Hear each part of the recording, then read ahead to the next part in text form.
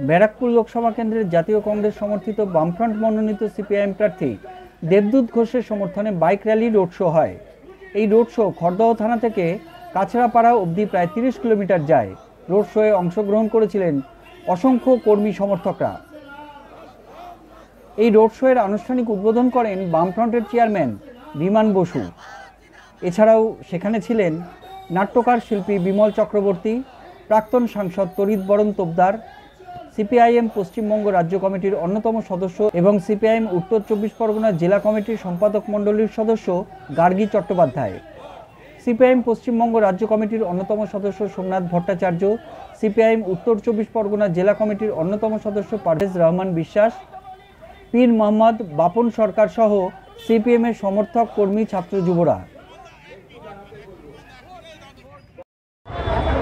আপনারা জানেন আপনাদের ব্যারাকপুর কেন্দ্রে এই মাসের 20 তারিখে লোকসভা নির্বাচন। এই লোকসভা 18তম লোকসভা নির্বাচন যে পদ্ধতিতে হচ্ছে তাতে আমরা লক্ষ্য করে দেখছি একক কেন্দ্রিক একটা ব্যবস্থা আছে। আমরা দেখছি বিজেপির পক্ষ থেকে দেশকে বিক্রি করার জন্য ইতিমধ্যেই কর্পোরেটের হাতে দেশকে বিক্রি করে দিয়েছে। কারণ আমাদের দেশের কর্পোরেট মালিক 1% কর্পোরেট মালিক, তাদের হাতে সারা দেশের 40 ভাগ সম্পত্তি করতলগত। এ অদ্ভুত ব্যাপার। 1% মানুষের হাতে 40% সম্পদ, দেশের সম্পদ। আর যখন মিস্টার নরেন্দ্র মোদী আমাদের প্রধানমন্ত্রী তিনি যখন বক্তব্য রাখলেন বর্ধমানে বক্তব্য রাখার পর বর্ধমান দুর্গাপুর, সেখানে বক্তব্য রাখার পর দুর্গাপুরের অনেক প্রশংসা করলেন। দুর্গাপুর শিল্পনগরী, এর আরও শিল্প প্রসারিত হবে। অথচ দুর্গাপুরের শিল্প, এমনকি আমাদের যে স্টিল শিল্প, মানে ইস্পাত শিল্প কর্পোরেটের হাতে বেচার জন্য চেষ্টা করছে। এটা রাষ্ট্রায়ত্ত সম্পত্তি, একের পর এক রাষ্ট্রায়ত্ত সম্পত্তি বিক্রি করে দিচ্ছে।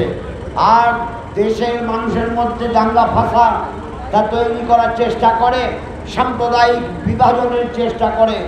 তার বিরুদ্ধে একটি ভোটও না। আর আমাদের রাজ্যে তৃণমূল কংগ্রেস দুর্নীতির যে বহর তৈরি করেছে, অতীতে কোনোদিন বাংলার মানুষ এই দুর্নীতির বহর দেখেনি। অন্যদিকে তারাও মানুষের মধ্যে বিভাজন করে, আর তারা অদ্ভুত কায়দায় বিজেপির সঙ্গে বোঝাপড়া করে। তাই দেশের সম্পত্তি ধ্বংস করা ব্যক্তিগত স্বার্থে বলে। তৃণমূলকে দেখলে অনেকে বলে এই কত ভাগ পেলি এটা জিজ্ঞেস করে না। তৃণমূলকে দেখলে এই যে তৃণমূল, অনেকে বিজেপি একটা ভাষা ব্যবহার করেছে। বিজেপি ভাষাটা হচ্ছে যে তোলামূল। অথচ তোলামূল বলে বিজেপি কিন্তু তৃণমূলের সঙ্গে আবার বোঝাপড়া করে।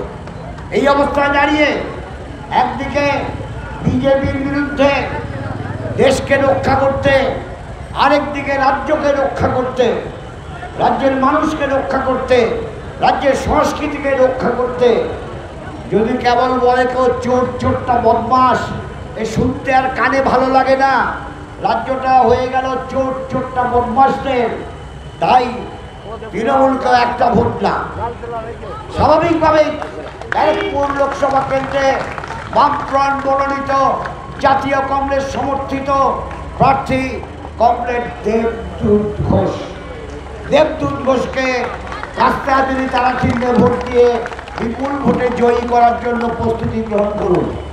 কিন্তু একটা কথা আমি বলবো, এত সব হচ্ছে, বাচ্চারম্ভ করতে হয়, প্রচার এরকমভাবে করতে হয় রাস্তায় রাস্তায়, কিন্তু 20 তারিখে যখন ভোটটা হবে তখন ভোটটা যাতে মানুষ দিতে পারে, তাই ভালো করে স্ক্রুটনি করতে হবে, আছে নেই, left out, dead, no trace, এগুলো করতে হবে।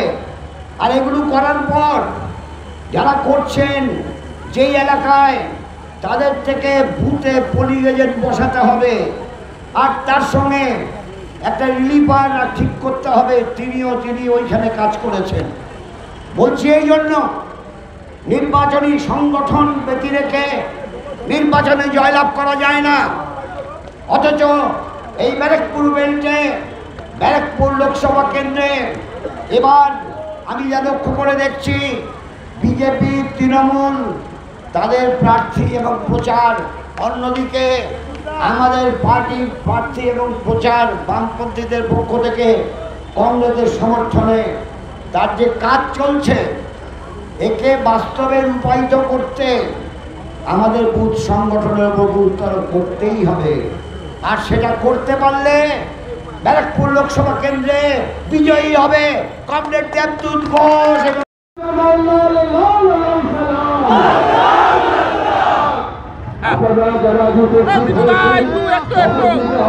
একদিকে অর্জুন, একদিকে পার্থ, রাজ্যের নেতা, আপনারা কি সাথে লড়াই করবেন?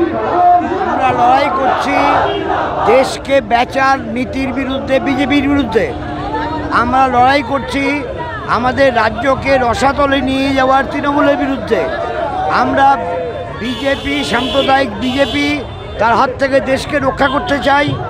আমরা আমাদের রাজ্যকে দুর্নীতির গহ্বরে ঢুকিয়ে দিয়েছে তৃণমূল, তার থেকে রক্ষা করতে চাই।